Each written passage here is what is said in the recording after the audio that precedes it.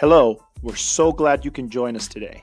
We have an amazing episode around dealer data, and we also have a special announcement that gives you an opportunity to participate, so make sure to check it out.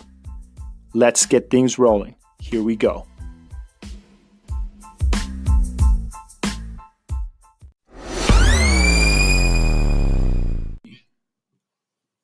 Hello, and welcome to another episode of Dealer Talk. Today, we're going to have an amazing conversation around data. This is an episode that I've been wanting to do for a while, and the guest that we have for this is just the perfect person that we can have this conversation with. So I'm super, super excited to get things going here. Erik, what's going on, brother? How you doing? You know what?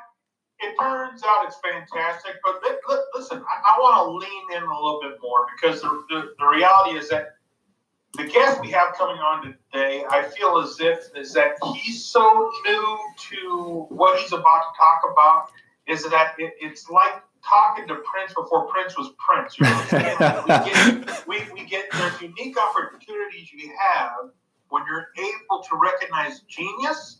And then you're able to go ahead and get him on camera. It's going to be a privilege to be able to play this back information over and over and over and over again. So look, I'm a little excited, okay, bro. So that's what I got going on. Right on, man. I totally agree, and we'll definitely dive into that conversation here in a moment. Before we do that, just wanted to make a couple announcements, remind everybody that we have the website is up and running. Make sure to go there, leave us your questions. I'll include the link in the notes, so make sure to check it out. And then I just kind of want to pose the question right now and kind of see if we can get some feedback on this idea. So Erik talked to me recently about an additional way that we can get back through the show. And I really like the concept here. So we're talking about giving the show up to somebody who wants to take it over for an episode. Talk about whatever you want to talk about in the automotive industry. Bring your own guest, and we'll add it as an additional episode to the season. So if you're interested in doing that, if you think that's something that you might be, interested in and give that a shot, then definitely get in touch with us. Let us know.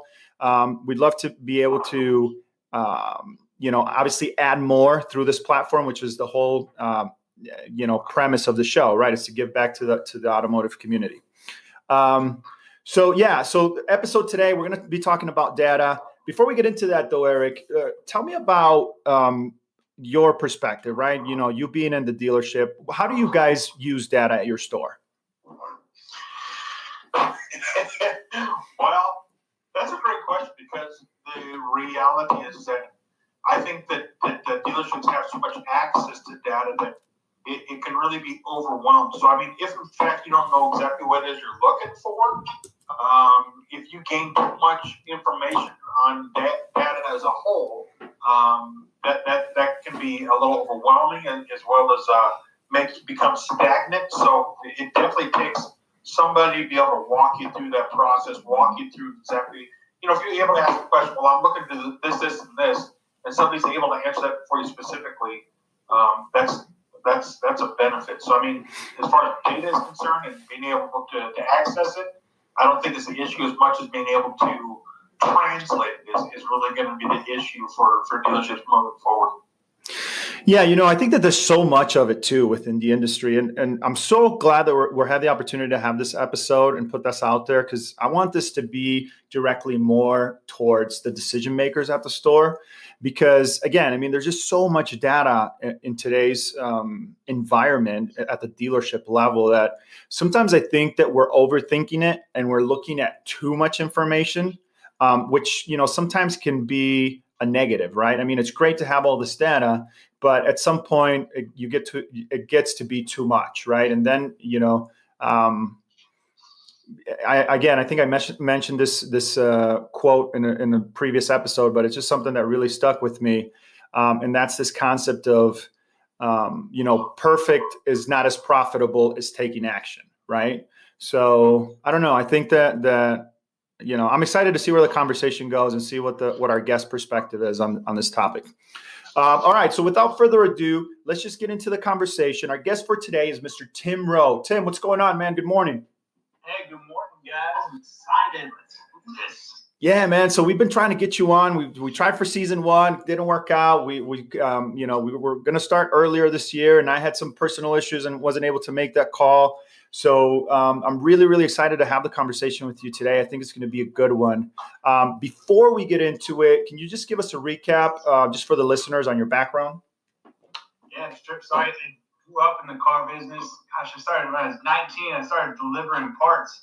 And my neighbor had approached me. I was being a cashier at Home Depot, and he was the parts manager. He said, "Hey, man, you want to deliver parts?" And I don't know if you remember the Fast and the Furious. The first one had just come out.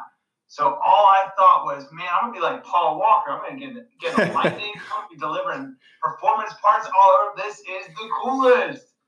Not reality. I was delivering brake pads and rotors and driving a old F-250. But that was my entry into the car business. And like everybody, right, I wanted to make a little more money. So I moved over to sales and did that for a while. Then I joined the Marine Corps. And I told the Marine Corps recruiter, I said, man, I want to do anything other than like working with parts, right? I'm joining the Marines. I want to do something cool. I want to jump out of planes or do something wild. And I ended up essentially being a parts manager in the Marine Corps for helicopters. So, it's funny sometimes. And when I got out, I was married and I had a baby on the way. And what better than to get back into the car business? There's no better opportunity to create the lifestyle that you want. So I got right back into the business, and went back to selling cars, wrote service for a little while I was finishing my degree, and then I jumped to the better side. Spent almost 2 years at an ad agency working exclusively with dealers, and then got an invitation back to retail. It wasn't until I got back to retail that the lights fully came on. Running a BDC, being on the ground, that all of the marketing stuff I'd been selling to dealers, just all of a sudden it either made sense or it was very clear that it didn't make sense. So a decade in the business, and I've seen both sides of the tracks. Right on, man. So very excited to have you on and have this conversation. I guess the starting point for me is I wanted to kind of open things up to talk about SEO and SEM, right? And the reason why I wanted to start with that is because I still see a lot of gaps when it comes to this. And, despite some of the I don't want to say controversy, but some of the information that's out there, I still think that that's hugely, hugely valuable within our industry. And let me just give you an example. So if I'm a consumer looking for a car and I go to Google or Bing or Yahoo or wherever, right, and for a search, and I put in a 2017 Toyota Camry, under 15 grand or whatever. Like, to me, that is extremely valuable information. Like, I would pay all the money for something like that because that customer knows exactly what he wants, exactly what he's looking for. How do you see that playing into the industry today? Do you still see that that's valuable, or are you on the other side, like some of the new reports that are out there, that this is kind of fading away and not really as important as it was maybe 2-3 years ago? So I think it's important to start with an understanding of what all of these mediums do. And that's where I think ad agencies, marketing companies, they can do a better job of educating the dealer. Google is just a medium, and I like to equate it to, it is the modern phone book, right? If I was looking for a plumber 15 years ago, I'm going to open up the Yellow Pages, go to P and find a plumber. If I were a dealer that had that specific car, ideally, right, you can make the argument of, I want as much real estate in the Yellow Pages so that I have all of the attention. So I think it becomes an attention conversation, and ultimately we live in a budget world. So how much attention can I buy with my budget, and am I buying the right attention? To your point, that's a super valuable person, right? That's somebody whose attention I want. So then what's the cost of that attention, and ultimately what's the return on investment? You can make the argument from both sides of, paid search works or paid search doesn't work. I think all advertising works. It's to, one, what degree and what are your expectations, right? If somebody says paid search doesn't work, well, how does it not work? Or does it increase market share? I could make the argument that it doesn't. but maybe it creates a more frictionless experience in that you were searching specifically for that thing and you found me, right? Google obviously wants to deliver the best user experience. So if it's creating a better user experience and that's capturing attention and mind share, then you can make the argument that it is worthwhile. But that's where the education part, I think, is so valuable. And for so long, it's just been ad agencies, marketing companies saying, hey, spend money here and you'll sell more cars. And then dealers are going, wait, I'm spending more money than ever and I'm not selling more cars. And so much of it comes down to just a lack of education to really the consumer, right? The dealer is the consumer. I'm paying money for a good or a service. We have an obligation to educate the dealer as to what that expectation should be. Now, do you think that okay, let me back up for a second. So I agree. I think that education is part of the deal, but also what do you think about the expectation from the decision makers at the dealer level for return on investment, right? Because it's very hard to quantify those types of transactions as, hey, this person came in because they saw this ad, right? I think that's exactly the conversation that has to be had. And you hit on it there in the opening of simplifying the data. I have a rule, and I think that everybody should have the same rule, is what are the results? Did you sell more stuff, right? If I didn't, well, then make the case to me that it's working, because at the end of the day, the only thing that matters is the bottom line. Google Analytics, oh, your time on site's great, and look at your click-through rate. It doesn't matter if I didn't sell more stuff or make more money. Nothing matters. But so is it, and kind of sticking to the kind of the topic of the show, right? The data. Do you think that when it comes to those types of advertising mediums, there's too much data almost that it makes it super, I don't want to say confusing, but complex? I think so. There's so much data, right? You can spin a story any way that you want to around that data.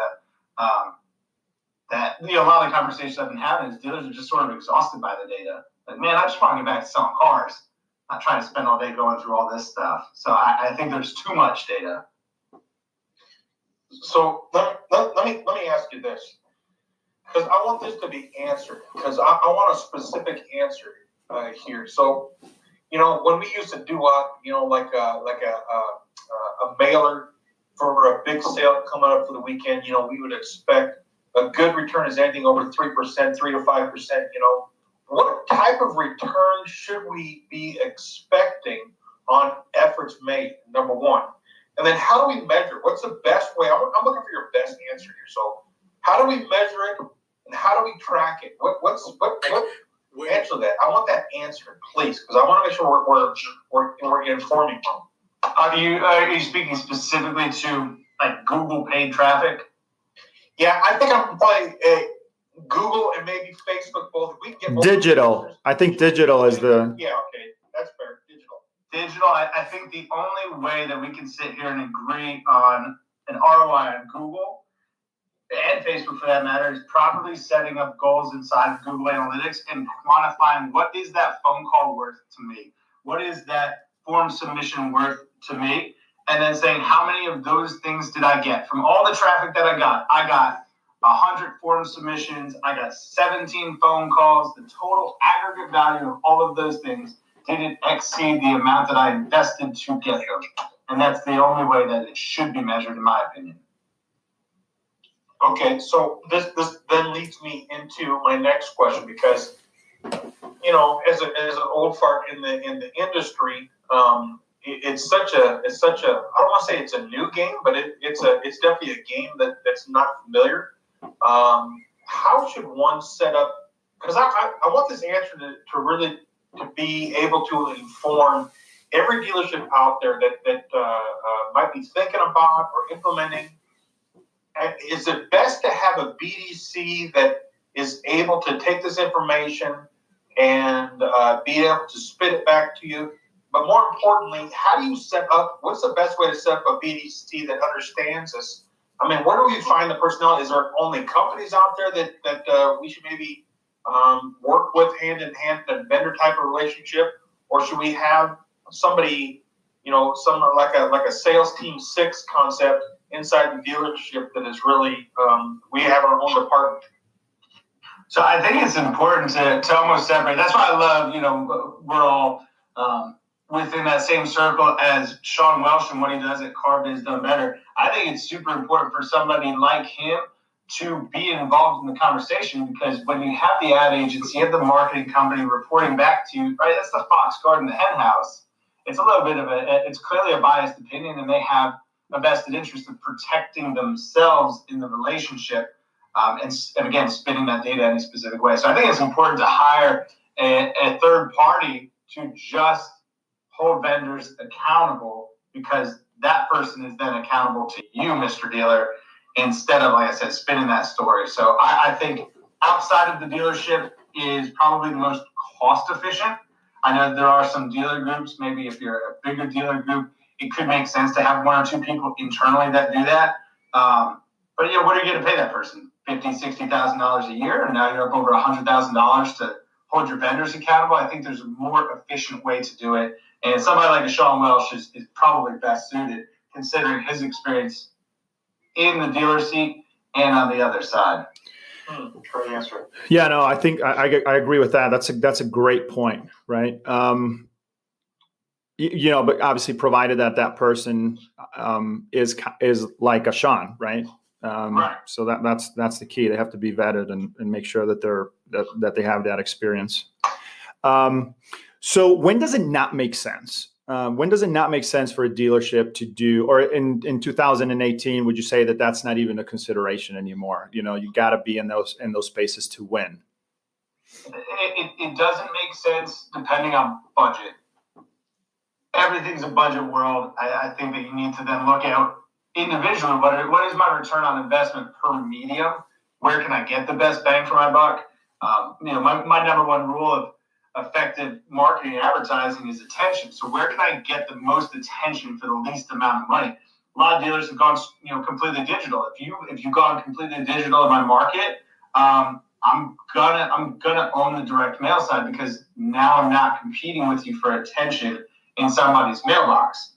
That's what I think. Budget, and then where is everybody else, and where can I get the most attention for the least amount of money?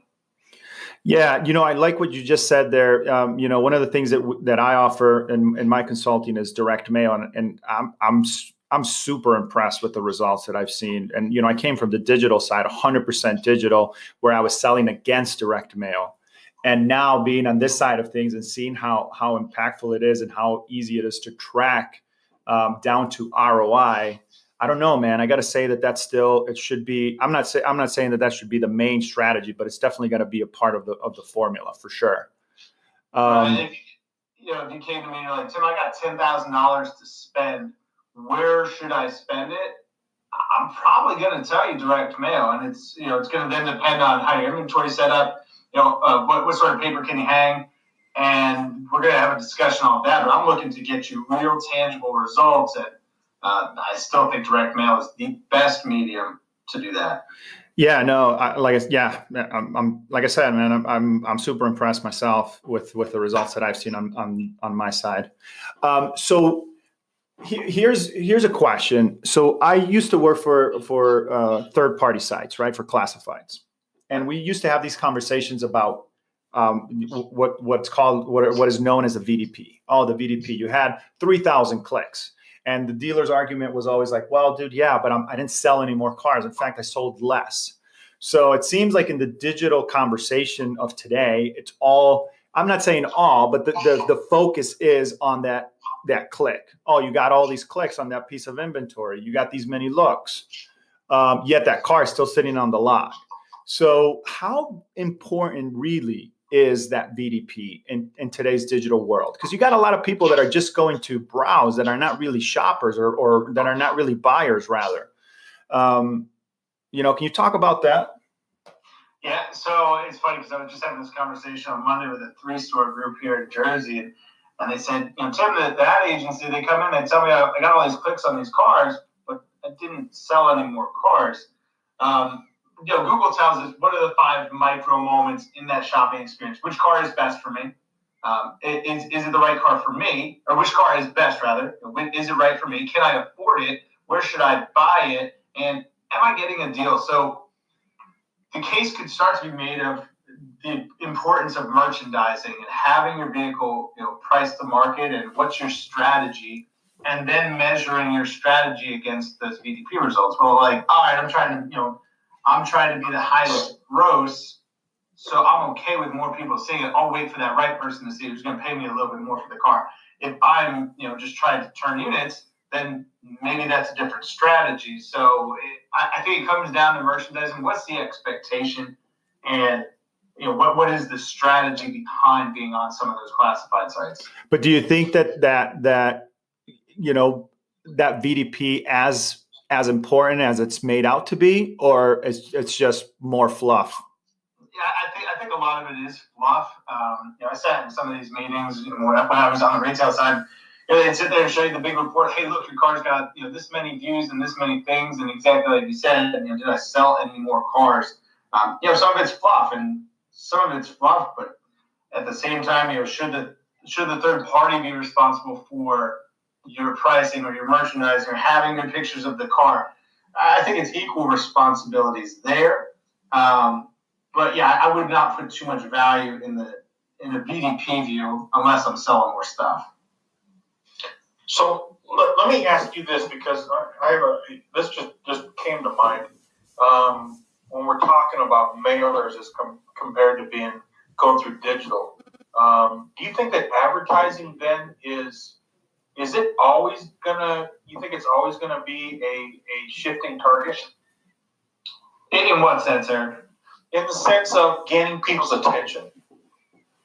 I think it's important to understand whose attention do I want. I saw a comment made by someone who runs an ad agency, and they said it's all about top of mind awareness. And I would debate that, and I'd say, well, it's all about top of mind awareness of the people who want to buy the thing that I sell at the time that they want to buy it.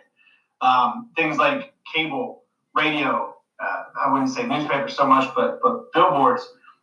There's still a lot of money being spent on these mediums, and that's a really broad net that you're casting. And I think with some of the things like digital, like targeted direct mail, I can get the attention and build a brand, build awareness with the people that are most likely to buy from me right now. But to use Herb's word, there's a lot of fluff. There's a lot of fluff with still advertising on some of these mediums. And hey, you got to be there. Hey, you got to be there. And, I want to see my commercial. That's a challenge too, right? Sometimes you have a dealer who might just be used to seeing themselves on TV, and even though that's not the best ROI, nobody's sitting there telling them, "Hey, there's a better way to get the attention of the people that are going to buy from you." Yeah. So that's interesting. I mean, because when you brought up the ad agency comes into the dealership and tells them about, hey, look, here's all the clicks you got. I guess my question to you is, what do you do with the clicks? And that's where having those the goals set up in Google Analytics is probably the most valuable thing, and agreeing to what those things should be. That has to be part of the conversation up front, right? The first question you should ask any ad agency marketing company, is this going to work? And if they tell you unequivocally, yes, it's going to work, run for the hills, because you can't say that. You can't say that with certainty. Yes, this is going to work. Marketing is constantly testing. One of the greats of our industry, a guy named David Ogilvy, was always testing new stuff, and he's really considered like the godfather of advertising. And he said to always be testing. So you should always be testing. The answer is never going to be yes, because I don't know. Let me try something different. It might work better. And then understanding what your sales process is as a dealership. That's such an important question that has to be had. And I think it leads to some of the the hiding behind the data. Well, hey, you got this many clicks. Well, you don't understand my sales process. Am I staffed? Do I have a BDC? Who's handling my leads? A dealership that has a BDC might be better equipped to handle more form fills, whereas a dealership that doesn't might be better equipped to handle phone calls. And the strategy needs to change based on your sales process. Correct. That's good. That's actually that's really good. That's really good, because I'm thinking about that. There's so much there's so much training that can be paid attention to through the sales staff to be able to convert those people that are walking off the showroom from digitals compared to mailers compared to, just as an up situation. So that's that's brilliant. That's a great point. So, Tim, when we're looking at data, right, and not so much on the marketing side, but just as a dealership, right? Let's say that, as a decision maker at a store with all this different information, right? You got tools like Viato, you have third-party site data, you have your Google Analytics data. There's just data coming from all directions. What, in your opinion, something that we can leave for the listeners today, what is, in your opinion, a formula, if you will, of how, what to use, how to use it, where should the decision makers be spending most of their time if they, because they can't do it all, right? So if they had to choose, what would your recommendation be? So if I had one area to focus on, and we're speaking specifically about selling more cars, the biggest opportunity I see on a daily basis in and out of dealerships is trimming back lead providers. And what I mean by that is dealers have more leads than they need. And there are only a finite number of shoppers in the market. So what that tells you is, hey, there's only so many people in the market to buy a car right now. And I've got more leads than I can handle. Let me start sitting down and what's my ROI by lead source? And start trimming some of those back. You're going to find redundancy. You're going to find that there's 25 digital, or 25 touch points, 20 of them are digital. There's multiple opportunities for form fills from third parties, lead providers, your own website, your chat tool. And dealers end up paying multiple times for the same person and their information. So that's where I would start. I think from a top line, I'll just give you an example so you can sort of quantify it out here. I'm working with a dealer, and they have a little bit over 1,000 leads a month, but they only have 2 BDC agents. Best practice is 200 leads per BDC agent, which would say 400 leads is the right number for the way that they're staffed. 1,000 minus 400 is 600 leads a month, and an industry average of $50 per lead.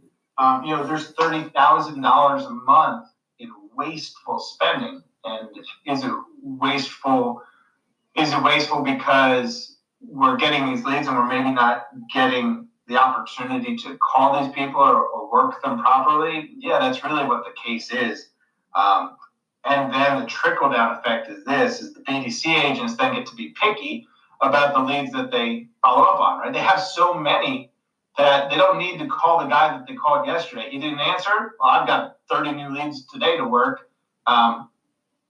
And the waste really starts to compound there. So you could make the case that it's more than just that $30,000 a month in wasted leads.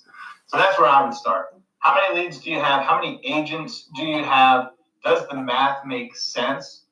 When I was running, I had a 5-agent BDC. The biggest win for me was doing exactly that because 2 things happened. I started spending less money, and people will only work to the amount of work that you demand of them. So when they had too many leads, right, they didn't have to bust their butts too hard. When they had fewer leads, they still needed to make the same amount of money. They worked those leads to the bone. Tim, I've called this guy 17 times in the last 3 days. Good, I know you're doing your job. Because you have fewer opportunities, you're going to maximize what's sitting there in your bucket. Yeah, dude, I love that. Do you think that from a decision maker level, do you think that a lot of times is they don't know what they have? Dude, I run into that so often. It just blows my mind. They're like, oh man, I didn't even know I was paying for that.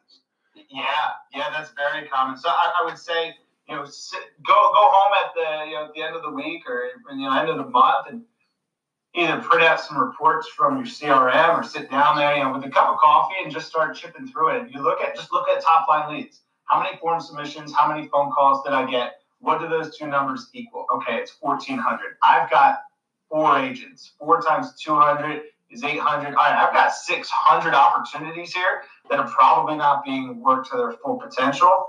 Which are they, right? And you're going to start to notice that it's a particular lead source that is probably just flooding you with a ton of leads that you're not actually converting into car deals. And look, they're all costing money, and $30,000 over 12 months, $360,000 a year. I'm sure you can find something better to do with $360,000. Oh yeah, man, for sure. So I have this, just to kind of put a little example question here. I have this this dealer, and it's probably the dealership that I've seen is the most effective when it comes to how they acquire and handle their leads. And this guy does, he has vendor day. So every Wednesdays, he does nothing but sit with vendors. And I think that's important because vendors, obviously they're there to sell you, but they're also bringing information. So it's very important to stay attentive to that because you never know what you're missing, right? So I think it's important to make some time for that. So he has an exclusive day out of the week that he just devotes to seeing vendors. If you don't catch him on that day, you don't catch him. And then the other thing that he does is every year he fires everybody. And I don't mean in the sense of, hey, but he sends a letter of cancellation to all his vendors. And he's like, hey, come back. Let's come back to the table. Let's reevaluate. Let's see where we're at. Right. And I think that's important because that keeps him informed of what he has and what are they doing for him and what is he spending on them. So anyway, we were talking about it. I just wanted to put that out there. But I think that's awesome, right? Because exactly, you don't know what you're potentially missing out on. And if you meet with enough of these folks, and I find this holds true with, reading. I read a lot, or I listen to a lot of audiobooks. You start to hear the same things. There's these common themes between different people, different authors, different concepts. There's always these similar themes. So if you sit with enough people, you're going to get that education. You're going to start to learn what those common themes are. You're going to be able to smoke out the bad ones and find the good ones really quick.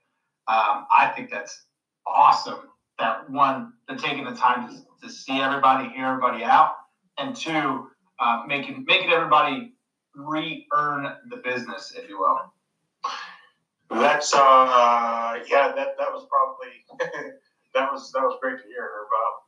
So listen, as a Marine, I want to thank you for your service. That needed to be said, and I want to make sure that we absolutely acknowledge you and the service you've made for us. I appreciate you very much for that share. The sport. My question is so I don't have to be so generic, but I want this to be a usable concept for everybody that's lucky enough to listen to this. As a universal dealership, what are the top 3 platforms I should be utilizing? What are the top 3 platforms that I should be blowing up, paying attention to, getting my message out there? I know that Instagram. Well, listen, just answer the question, man. We'll get it. Answer the question, man. Answer the damn question. So I think, especially being budget conscious, if you said, Tim, here's this store, make the most of this store. Here's $30,000, go crush it. I think Facebook and Instagram is the best opportunity to absolutely dominate attention of the people that you want for the least amount of money. However you compare it, if you want to compare it to traditional media on a CPM basis, a cost per thousand impression basis, it smokes it there. I can put it in front of the right people at the right time. If you've got a good, clean database, you can get super nasty targeted with the right list, so you're spending even less money to get just the right people. I think Facebook and Instagram needs to be a core fundamental of what you do. So then what do you do on it? I think you use the factory-provided assets. Video is great. Video is it's highly engaging. It plays well on all platforms. Yeah, there's some restrictions based on time limitations and things like that, depending on which platform you use it on. But use the factory-provided assets. Take more pictures of your happy customers. Get reviews, right? One of the 5 micro moments Google tells us, where should I buy it? 27% of people are going to visit your social media before they come into the dealership because they want to confirm that they're doing business with the place that's going to value them the most. The best way to prove that you are that dealership isn't to tell them, is to have other people tell them, is to have it, oh, shit, that's my kid's soccer coach. Or, hey, I see that lady at yoga every week. And she's telling you to buy a car there. Use Facebook and Instagram to push out the factory-provided assets so you don't need to spend a ton of money on production. and take more pictures of happy customers, take videos of happy customers. I think that's one of the 3 core places that you need to be to absolutely dominate. Service, you need to be consistently talking to your service customers. So how do you do that? Is it using social media? I think direct mail continues to be one of the best places to do that. So direct mail would be one of my 3. And then the last one, I'd sort of say player's choice. How much money is left over after a good Facebook, Instagram strategy? When I say good, I do not mean this BS core 4 carousel click-through ad. It's janky, it's lazy, it's garbage. Have a complete strategy that incorporates video, that incorporates customer testimonials, that funnels people by engagement across the social media platforms. Have a good direct mail strategy that talks to customers who are likely to service their vehicle in the near future, right? The higher we can get that absorption rate, the less we have to depend on sales, the more profitable we'll be as a store. And go figure, if we service more cars, we'll sell more too. And then that last one, player's choice. How much money's left over? I really like digital, like satellite radio. I think Pandora, Spotify is a great arbitrage for attention. There's not a lot of dealers on it. You can get on there and dominate the audience that you want. So if you're looking for a more traditional, I'm using quote fingers over here. If you're looking for more traditional media because that's something you're comfortable with, I think that satellite radio is a great opportunity to do exactly that. But it's going to be meant for me. Facebook, Instagram, direct mail, and chef's choice, but probably like a digital radio type component. Yeah, I love that, man. So in 2018, how important is for dealerships to be content creators? I don't see a whole lot of that going on. Yeah, I think it's maybe one of the best opportunities that's going on right now is showing people behind the doors. Why? Everybody they want transparency, right? A company like TrueCar, they built their entire billion-dollar business model on, quote unquote transparency. And that's that last micro moment that Google tells us, am I getting a deal?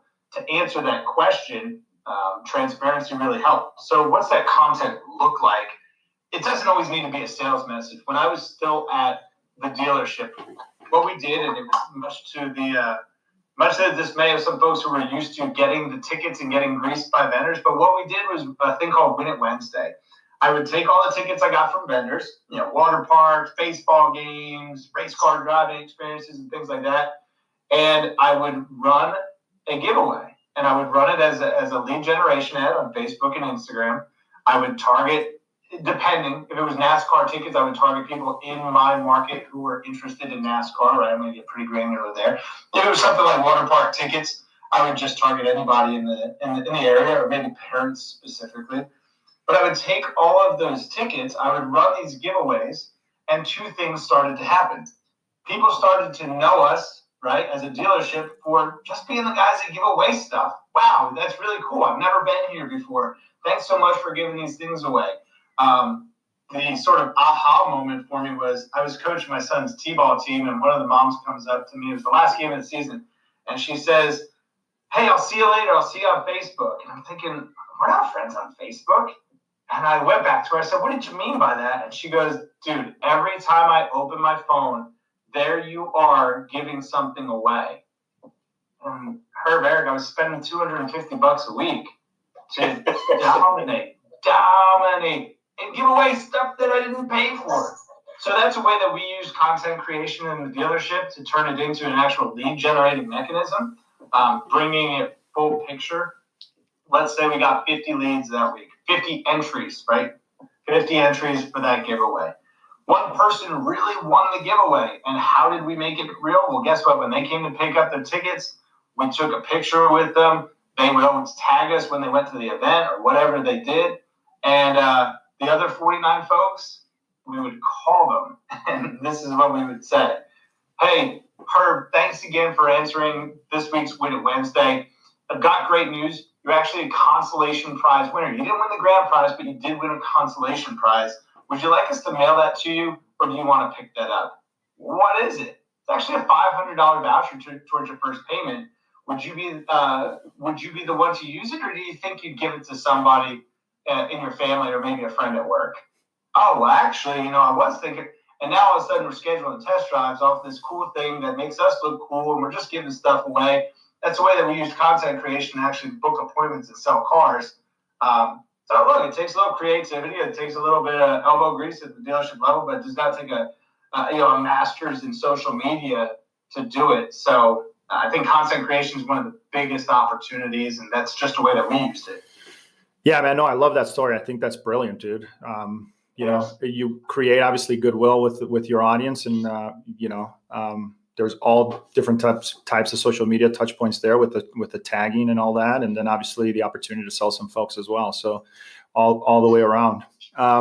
Dude, listen, it's been amazing to have you on the show. I feel like we can have this conversation for a really long time, but we are at that point. So there's one question that I ask everybody that comes on the show, and that question is, where do you see the automotive industry headed in the next 5 years, and why?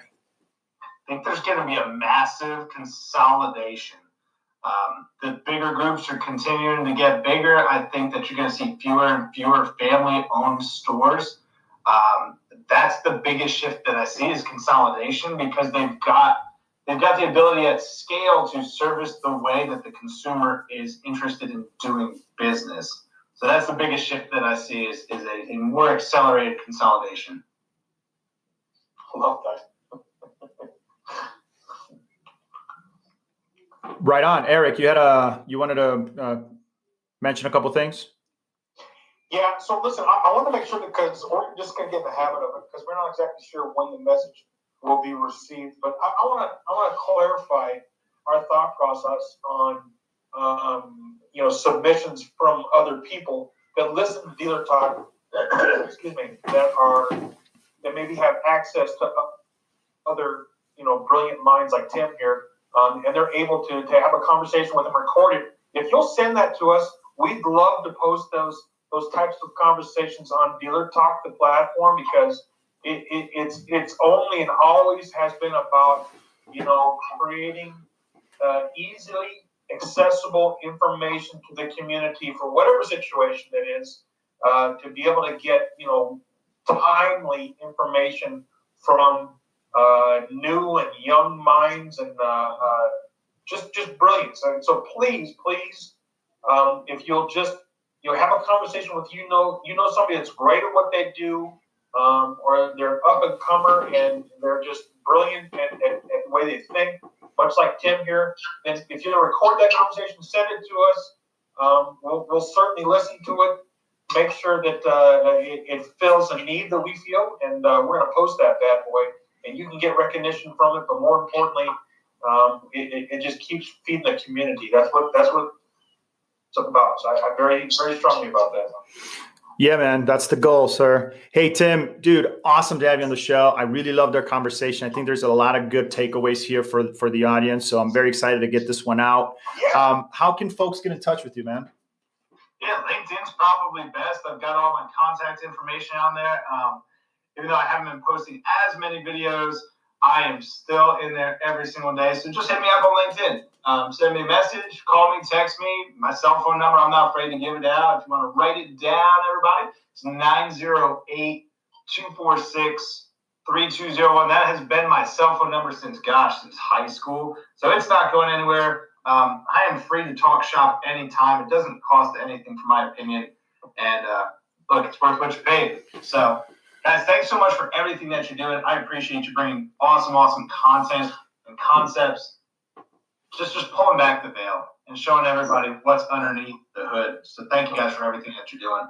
Listen, I think it'd be smart if I go ahead and point out that if you're not able to get a hold of Tim, only because I know Tim is actually going to become larger than what we're seeing today, I'd like to go ahead and make mention that I will be his manager in the future. And I'm looking to profit from that. So if you're not able to get a hold of him directly, just go ahead and contact me on LinkedIn, and I'll certainly make sure that I get that message conveyed. And, somehow profit off of it. Right on, man. I'll definitely make sure to put your contact information in the notes for the audience, man. Thank you so much for being on. Again, everybody, I just want to remind one last quick quick thing here. Go to the website, check it out, leave us your questions. Let's bring those questions to the guests so that we can give you some practical advice you can take back to the dealership. That's all we have for today. Thank you for tuning in. And as usual, we'll talk later. So you made it all the way to the end. Thank you so much. Just want to remind everybody to go to the website at dealertalk.biz. Leave us your questions. Give us your feedback. We really appreciate it. And we'll talk later.